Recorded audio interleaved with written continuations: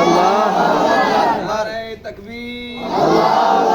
پاکستان زندہ باد، پاکستان زندہ باد، دینی مدارس زندہ باد، دینی مدارس زندہ باد، انڈیا کی بربادی تک جنگ رہے گی، جنگ رہے گی، اسرائیل کی بربادی تک جنگ رہے گی، جنگ رہے گی، اسرائیل کی بربادی تک جنگ رہے گی، جنگ رہے گی، لبیک لبیک اللہم لبیک، لبیک لبیک لبیک،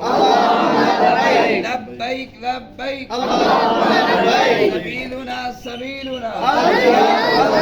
سبیلنا سبیلنا الجہاد، الجہاد۔ جی مفتی عتیق صاحب۔ ماشاءاللہ آج یہ مدارس کے مدرسہ جامعہ اشرفیہ کے طلباء کرام بڑوں کے حکم پر جو مظفر گڑھ میں آج احتجاجی ریلی کا اعلان کیا گیا ہے، تمام دینی جماعتیں اس احتجاجی ریلی میں شریک ہو رہی اور مدارس کے طلباء کرام بھی اور حضرات اساتذہ کرام بھی اس ریلی میں شریک ہو رہے۔ ابھی جو 5 بجے ریلی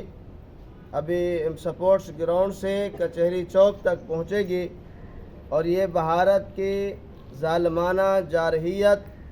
اور ملک پاکستان میں جو شہادتیں ہوئی ہیں ان کے خلاف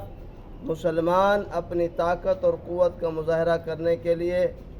سامنے آئے، روڈوں پر آئے، منظر عام پر آئے، اور یہاں ابھی اسی وقت ہم جامعہ اشرفیہ مدرسہ سے